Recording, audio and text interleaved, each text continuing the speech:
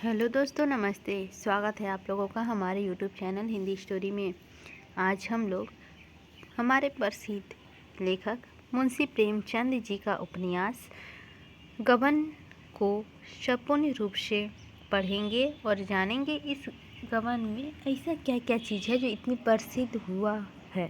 तो चलिए बिना लेट किए हुए हम लोग शुरू करते हैं। गबन उपन्यास अध्याय 1। बरसात के दिन है, सावन का महीना।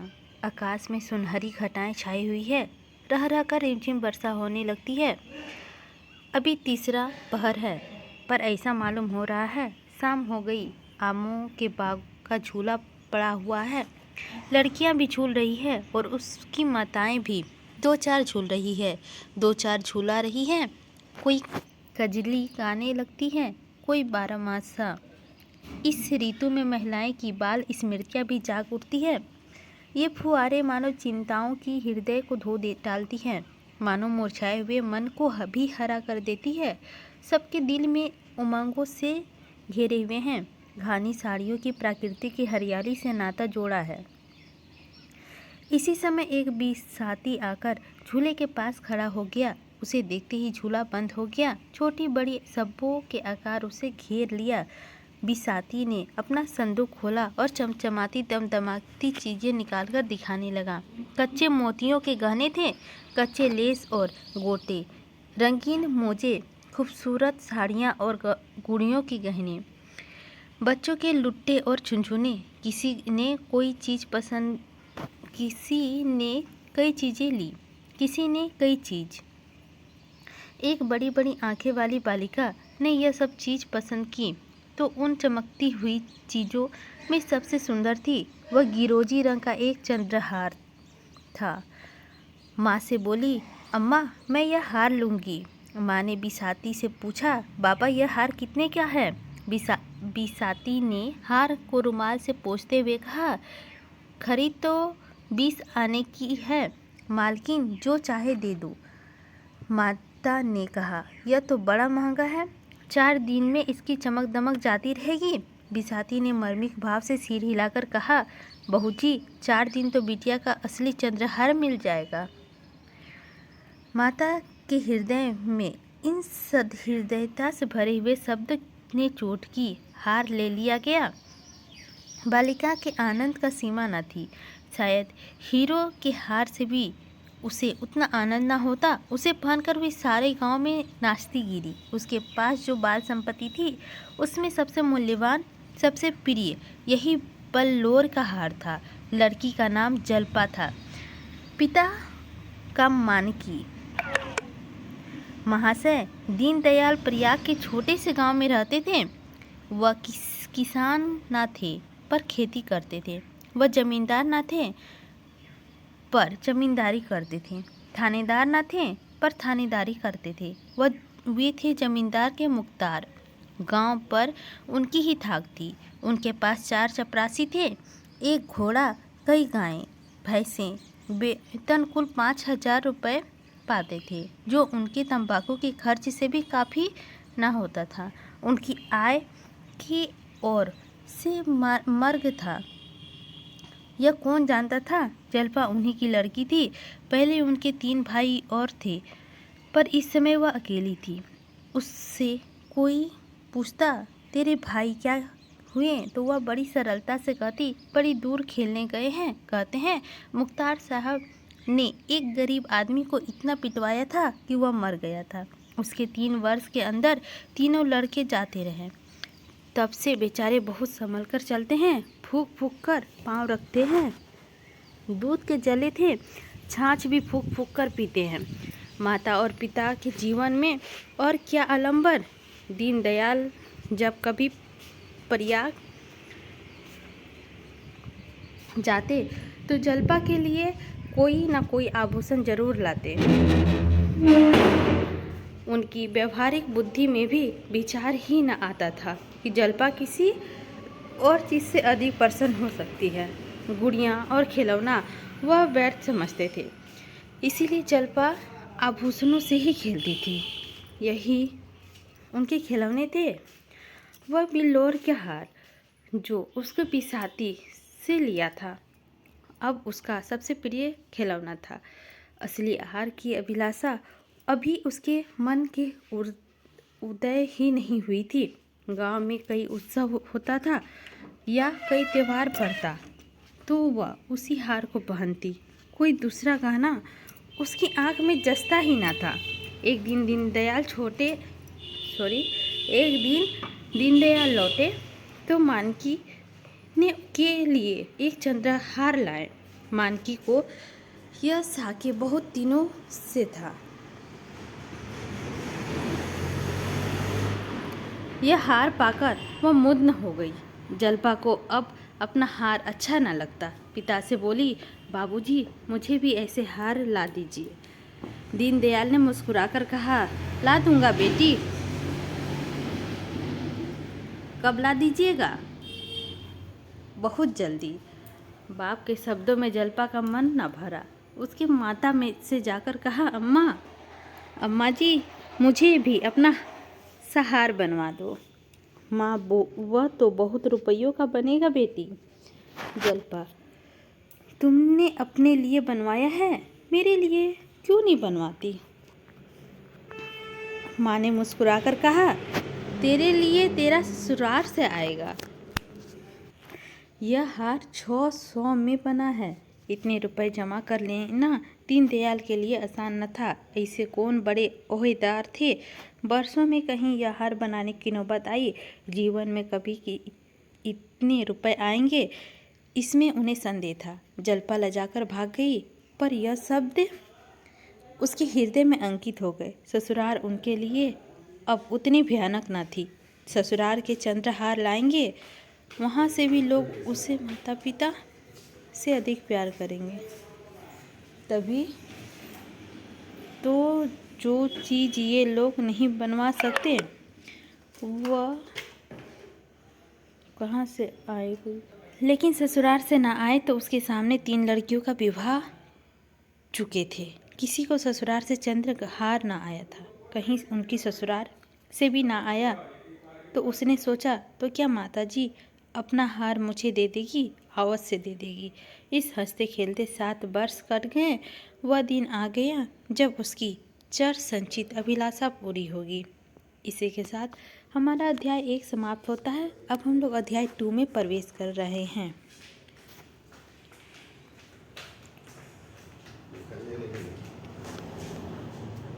हाँ,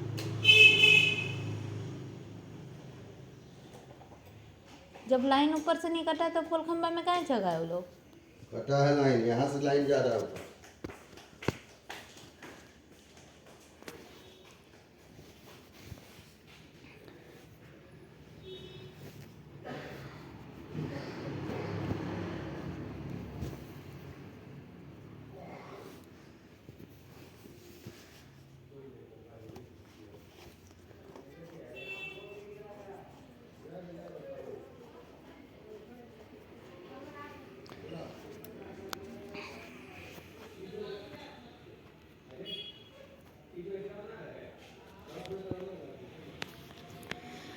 मुंशी दीनदयाल की जान पहचान के आदमियों का एक महाशय दयानाथ थे। वे बड़े ही सज्जन और सहृदय कचहरी के नौकर थे और 50 रुपये वेतन पाते थे।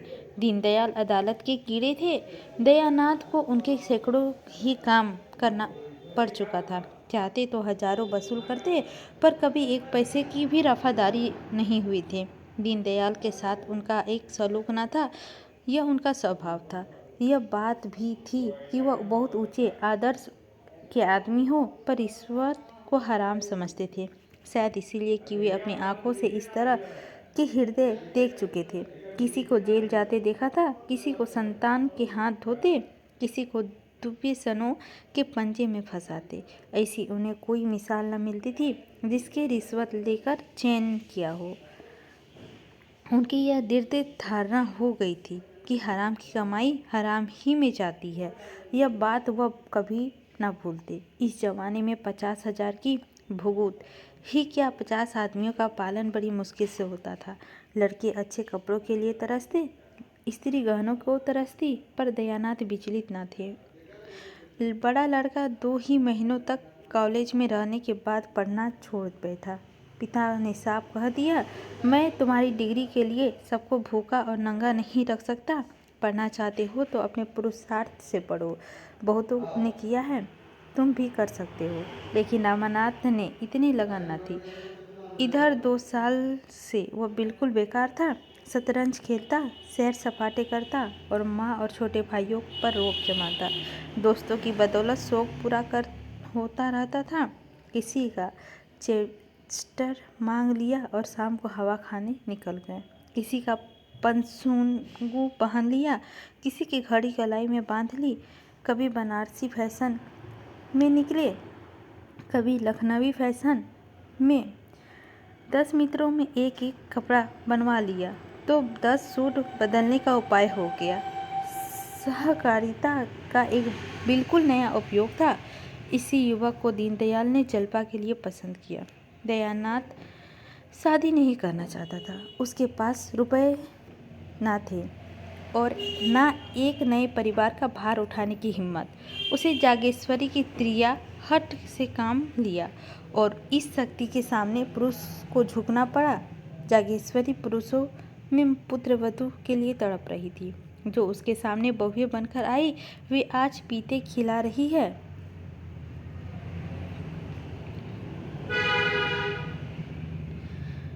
वे आज पोते खिला रही है। फिर उसका दुखिया को कैसा ध्येय होता।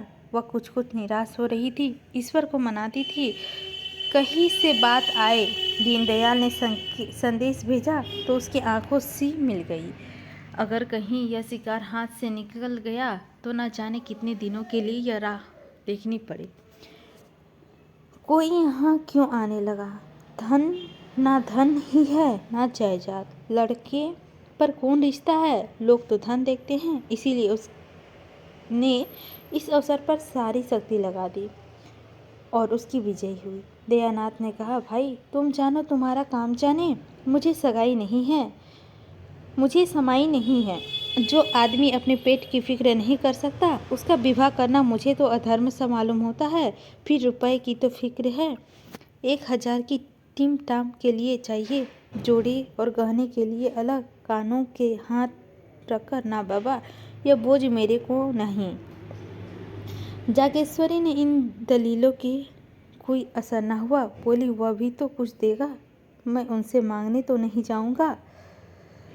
तुम्हारे मांगने की जरूरत ही ना पड़ेगी, वह खुद ही देंगे। लड़की के विवाह में पैसे का मुंह कोई नहीं देखता। हाँ, मकदूर चाहिए। 100 दीनदयाल पोढ़े आदमी हैं और फिर एक ही संतान है, बचा कर रखेंगे तो कितने किसके लिए? दयानाथ को अब कोई बात ना सूझी, केवल यही कहा, वह चाहे लाख दे दे चाहे एक ना दे, मैं ना कहूँगा कि दो, ना कहूँगा कि मत दो। कर्ज में लेना ही ज़्यादा और लो तो दूंगा किसके घर से? जागेश्वरी ने इस बाधा को मानो हवा में उड़ाकर कहा, मुझे तो विश्वास है कि वह टीके 1000 से कम ना देंगे। तुम्हारे टिमटाम के लिए इतना बहुत है। गहनों का प्रबंध किसी सरफराज से कर लेना। टीके में 1000 देंगे क्या? तो क्या द्वार पर 1000 भी ना देंगे? वही रुपये सरफराज को दे देना, 200-400 बाकी रहे, वह धीरे धीरे चुक जाएंगे। बच्चा के लिए कोई ना कोई द्वार खुलेगा ही। दयानाथ की उपेक्षा भाव से कहा, खुल चुका। जिसे शतरंज का सैर सपाटे से फुर्सत मिले उससे सभी द्वार बंद मिलेंगे। जागेश्वरी को अपना विवाह की बात याद आई। दयानाथ भी तो गुलछर्रे उड़ाते थे, लेकिन उसके आते ही 4 पैसे कमाने की फिक्र कैसे सिर पर सवार हो गई थी। 4 साल भी ना बीतने पाया था कि नौकर हो गए। बोली, बहू आ जाएगी तो आंखों भी खुलेंगे। देख लेना, अपनी बात याद रखो, जब तक गले से जुआ नहीं पड़ा है तब तक वह कुलेरे है। जुआ पड़ा कि सारा नशा हिरन हुआ। निकम्मों की राह पर आने का इससे बढ़कर और कोई उपाय नहीं। जब दयानाथ परास्त हो जाते थे तो अखबार पढ़ने लगते थे। अपनी हार को छिपाने का उसके पास यही संकेत था। इसी के साथ हमारा अध्याय 2 भी समाप्त होता है। अब हम लोग अध्याय 3 में प्रवेश करेंगे।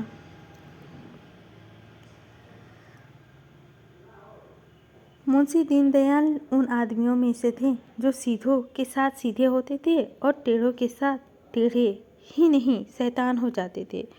दयानाथ सब बड़ा सा मुंह खोलते हजारों के बातचीत करते तो दीनदयाल उन्हें ऐसा चकमा देते कि वह उम्र भर याद करते। दयानाथ की सज्जनता ने उसे वशीभूत कर लिया। उनका विचार 1000 देने का था, पर 1000 टीके में भी दे आए। मानकी ने कहा, जब टीके में 1000 दिया तो इतना से ही घर पर भी देना पड़ेगा, आएगा कहाँ से? दीनदयाल चिढ़कर बोले, भगवान मालिक है। जब उन लोगों की उदारता दिखाई और लड़का मुझे सौंप दिया तो मैं भी दिखा देना चाहता हूँ कि हम भी शरीफ हैं और सील का मूल पहचानते हैं। अगर उन्होंने हेकड़ी जताई होती तो अभी उसके खबर लेता। दीनदयाल 1000 तो दे आए, पर दयानाथ का बोझ हल्का करने के बदले और भारी कर दिया। वह कर्ज से कोसों भागते थे। उसकी शादी के लिए मियाँ की जूती, मियाँ की चांद वाली नीति निभाने की ठानी थी, पर दीनदयाल की सहृदयता में उसका संयम तोड़ दिया। ये सारे टिमटाम नाच तमाशे जिनकी कल्पना का उन्हें गला घोट दिया था, वही रूप धारण करके उसके सामने आ गए। बांधा हुआ घोड़ा धान से खुल गया। उसे कौन रोक सकता था? धूमधाम से विवाह करने की ठन गई। पहले जोड़े गहने को उनकी गोंद समझ रखा था, अब वही सबसे मुख्य हो गया। ऐसा चढ़ावा हो कि मड़वे वाले देखकर भड़क उठे, सबकी आंखें खुल जाए। कोई 3000 का सामान बनवा डाला, शराब का 1000 नगद मिल गए। 1000 के लिए सप्ताह का वादा किया हुआ तो उसमें कोई आपत्ति न था। सोचा 2000 सीधे हुए जाते हैं, 500-700 रुपये रह जाएंगे। वह कहाँ जाते हैं? व्यापारी की लागत निकल आती है तो नगद को तत्काल पाने की आग्रह नहीं करता। फिर भी चंद्रहार की कसर रह गई। जड़ाऊ चंद्रहार 1000 के नीचे नहीं मिल सकती थी। दयानाथ का जी तो लहराया कि लोग हाथ उसे भी ले लो, किसी की नाक सकोड़ने की जगह तो ना रहेगी। पर जागेश्वरी इस पर भी राजी ना हुई। बाजी पलट चुकी थी। दयानाथ ने गर्म होकर कहा, तुम्हें क्या, तुम तो घर में बैठी रहोगी, मौत तो मेरी होगी जब उधार के लोग नाक फो सकोड़ने लगेंगे। जागेश्वरी दोगे कहाँ से? कुछ सोचा है? दयानाथ, कम से कम 1000 तो वहाँ मिल ही जाएंगे। जागेश्वरी, खून मुँह लग गया क्या? दयानाथ ने शर्मा कर कहा, नहीं नहीं, मगर आखिर वहाँ भी तो कुछ मिलेगा। जागेश्वरी, वहाँ मिलेगा तो खर्च भी होगा। जोड़े गहने से नहीं होता, दान दक्षिणा से होता है।